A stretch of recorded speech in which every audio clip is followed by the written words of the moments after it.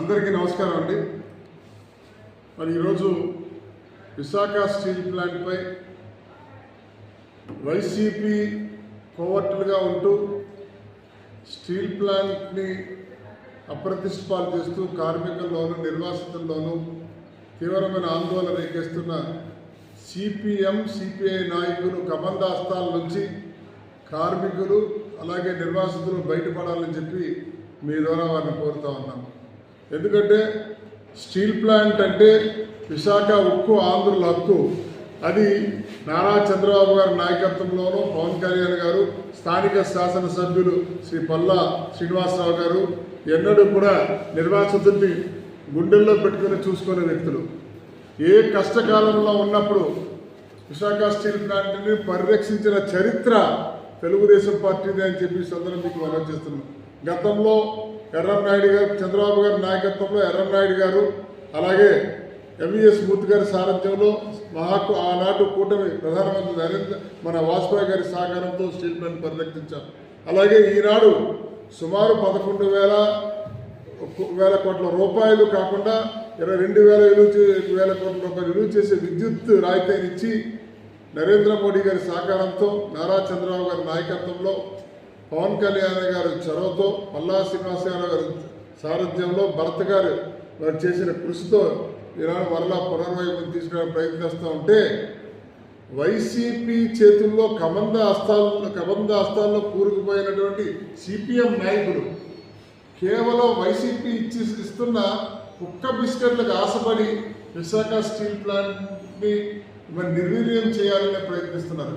నిజంగా సిపిఎం నరసింహరావు గారికి కానీ, గంగారాం కానీ, ఇతర నాయకులకైనా చిత్తశుద్ధి ఉంటే మీరు చేసిన పాపాల వల్ల గంగవరం పోర్టు అదానీ కంపెనీకి వెళ్ళిపోయినప్పుడు మీరు తీసుకున్న లంచాలతో వేలాది మంది కార్మికులు నష్టపోయి రోడ్లు పరిస్థితి ఆ ముసురు మీకు తగిలింది కాబట్టి గాజువాక జిల్లాలో కానీ సిపిఎం అనేది నిర్వీర్యం అయిపోయింది. ఇంకా మీ కళ్ళు ఏం పడ్డాయంటే జగన్మోహన్ రెడ్డి అధికారంలో ఉన్నప్పుడు విశాఖ స్టీల్ ప్లాంట్ని మరి ఏదో ఒక విధంగా అమ్మివేయాలని కేంద్రంతో మరి రాష్ట్ర ఒప్పందాలు చేసుకునే ప్రయత్నంలో భాగంగా మరి ఏకంగా ఆనాటి చీఫ్ సెక్రటరీ గారు విశాఖ స్టీల్ ప్లాంట్ ఎందుకు అక్కడ సచివాలయం కడతామనే ప్రయత్నం చేసినప్పుడు కూడా జగన్మోహన్ రెడ్డి ఇచ్చిన ఇంగిలి బతుకులకు ఆశపడి మీరు ఆయన భజన చేసి భట్రాజులుగా మారారు. ఈనాడు కూటమి ప్రభుత్వం అధికారంలోకి వచ్చిన తర్వాత చరిత్రలో ఎన్నడూ లేని విధంగా 11,000 పైచీలకు కోట్లు తీసుకొచ్చింది. 2,000 కోట్ల రూపాయలు విద్యుత్ రాయితీ ఇచ్చింది. అలాగే గనులు ఇచ్చింది. అనునిత్యము స్టీల్ ప్లాంట్ పరిరక్షించాలని ప్రయత్నిస్తూ ఉంటే ఈ సిపిఎం సిపిఐ కొంతమంది నాయకులు మరి సిపిఎంలో ఉన్న అగ్రనాయకులందరూ జగన్మోహన్ రెడ్డి తాలూకా గుప్పెట్లో ఉన్నారు. వారు జగన్మోహన్ రెడ్డి తాడేపల్లి నుంచి కుక్కపెట్లు చేస్తూ ఉంటే ఆ బిస్కెట్లకు ఆశపడి ఇక్కడ బాహుబలి నడుస్తున్నారు. మీరు ఎన్ని కుయక్తులు పనినా విశాఖ స్టీల్ ప్లాంట్ అనేది ఆంధ్రుల హక్కు. దాన్ని గుండెల్లో పెట్టుకొని చూసుకునే అంత పరిస్థితి నారా చంద్రబాబు నాయుడు గారికి, అలాగే పవన్ కళ్యాణ్ పల్లా గారికి, అలాగే మన శాసనసభ్యులు మన ఎంపీ భరత్ గారికి మరి ప్రత్యేకమైన శ్రద్ధ ఉందని తెలియజేసుకుంటే ఇప్పటికైనా ఈ నీతిమాలిన చర్యలు మానండి. కార్మికులు సంస్థను కాపాడుకోవాలనే ఉద్దేశంతో చిత్తశుద్ధితో పనిచేస్తూ ఉన్నారు. మీరేం చేశారంటే కాంట్రాక్టర్లో గోస్ట్ కాంట్రాక్టర్ వర్కులు సృష్టించి ఒక్కొక్క పోస్టు 6 లక్షల రూపాయలకు అమ్ముకొని సుమారు 2,000 మంది పోస్టులు మీరు అమ్ముకొని కోట్లాది రూపాయలు కుంభకాలు చేశారు యూనియన్ నాయకులు. మీరు తాలూకా ఈ నీతిమాలిన చర్య వల్లే విశాఖ స్టీల్ ప్లాంట్లో గందరగోళం వచ్చింది. ఇప్పుడు కూడా పల్లా గారు ఒకటే చెప్పారు, ఏదైతే కంపెనీలు వస్తూ ఉన్నాయో ఎంఓఈలు చేసుకున్నాయో వారు ముందుగా స్థానిక నిర్వాసితులకు అవకాశం కల్పించాలి. తర్వాత 30 సంవత్సరాలుగా స్టీల్ ప్లాంట్లో పనిచేసిన కార్మికులు మొదటి ప్రాధాన్యత ఇవ్వాలి. 50% గాజువాక నియోజకవర్గంలో ఇచ్చిన తర్వాతే మిగతా ఎవరికైనా ఇవ్వాలని ఆనాడు అల్టిమేటం జారీ చేయాలి, హెచ్చరిక జారీ చేయడం జరిగింది. అందులో భాగంగా నిన్న నిర్వాసితులు, కార్మికులు, అలాగే ఈ స్టీల్ కాంట్రాక్ట్ కార్మికుల కష్టాలను దృష్టిలో పెట్టుకుని సాక్షాత్తు జిల్లా ప్రథమ పౌరులు, జిల్లా కలెక్టర్ గారిని మరి స్టీల్ సిఎంఐటి వద్ద కల్పించి మరి ఈ సమస్యకు పరిష్కారానికి ఒక శ్రీకారం చుడతానో ఇప్పటికైనా మరి సిపిఎం నాయకులు, ముఖ్యంగా సిపిఎం నాయకులు ఆ కుక్క బిస్కట్లకు ఆశపడకుండా నీతిగా నిజాయితీగా మీరు నిర్మాణాత్మకమైన పోరాటం చేయండి, ప్రజలు హర్షిస్తారు. లేకపోతే ఆ 2 జెండాలు కూడా భవిష్యత్తులో మీకు కనిపించాలని చెప్పి సందర్భం మీడియాలో తెలియజేస్తూ. నమస్కారం అండి. గడిచిన 16 నెలలుగా విశాఖ ఉక్కుపై విష ప్రచారం చేస్తున్నారు సిపిఎం సిపిఐ పార్టీ వాళ్ళు. దానికి అనుబంధ సంఘంగా ఉన్న సిఐటియు వాళ్ళు విష ప్రచారం చేసి కంపెనీ అమ్మేస్తున్నారు, ఈఓఎల్ ద్వారా ఇచ్చేస్తున్నారని చెప్పి నమ్మబలికి లేనిపోయిన అపోహలు కార్మికులు సృష్టించి అలజడి చేస్తున్నారు. ముఖ్యంగా మీకు చిత్తశుద్ధి ఉంటే వైఎస్ఆర్సీపీతో మీరు రికగ్నైజ్లో ఉన్నప్పుడు మీరు ఒక్కరోజైనా సరే అప్పుడు ఉద్యమంలో అప్పుడు ముఖ్యమంత్రి నేను ఒక్కరోజైనా మాట్లాడిన దాఖలాలు ఉన్నాయా? ముఖ్యంగా సిపిఐ రాష్ట్ర ప్రధాన కార్యదర్శి అయినటువంటి సిహెచ్ నరసింహరావు గారికి స్టీల్ ప్లాంట్కి ఎటువంటి సంబంధం లేదు. అలాంటి వ్యక్తి ఈరోజు స్టీల్ ప్లాంట్ మీద లేనిపోని కపటతల్లి ప్రేమ సమస్తల్లి ప్రేమ చూపెట్టడం చాలా అత్యంత దారుణం.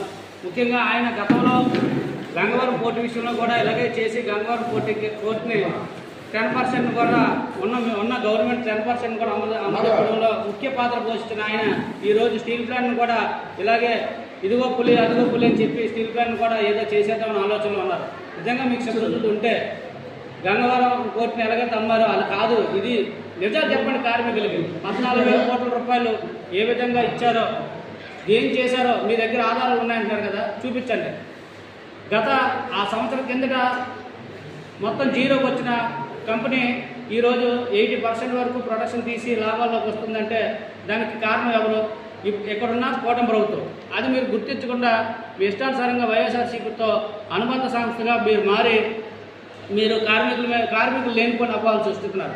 11,440 కోట్లు ఇచ్చి కార్మికులకి న్యాయం చేసి నిర్వాసిత న్యాయం చేయాలని స్టీల్ ప్లాంట్ కాపాడాలని చెప్పి ఇక్కడ ఉన్న ప్రభుత్వం, ఇక్కడ ఉన్న ఎమ్మెల్యే గారు, ఎంపీ గారు అహర్నిశలో కృషి చేస్తుంటే మీరు వాళ్ళ మీద లేనిపోయిన అపోహలు సృష్టించడం మీకు ఇది తగదని చెప్తున్నాం. ముఖ్యంగా స్టీల్ ప్లాంట్ని మేము కాపాడుతామని ఆమరణ నిరాహార దీక్ష చేసి ఆ రోజు గెలిచిన తర్వాత ఎమ్మెల్యేగా గెలిచిన తర్వాత టెంట్ దగ్గరకు వచ్చి ఆయన నాకు పదవే ముఖ్యం కాదు, మాకు నిర్వాసితులు ముఖ్యం, ప్లాంట్ ముఖ్యం అని చెప్పి ఆయన చెప్పడం జరిగింది. నిజంగా మీకు చిత్తశుద్ధి అంటే పల్లా శ్రీనివాసరావు గారు ఏదో నిర్వాసితులకు అన్యాయం చేశారని చెప్తున్నారు కదా ఎంపీ గారిని. మీరు ఎక్కడ చేశారు? నిర్వాసితులకు అన్యాయం మీరు చేశారు. అయ్యో రామ, కాంట్రాక్ట్ కార్మికులందరినీ కూడా స్ట్రైక్ పేరు చెప్పి 1,500 మందిని రోడ్డు మీద ఎక్కించి ఈరోజు అన్నవరం రామచంద్రని ఏడిపించింది మీరు కాదా?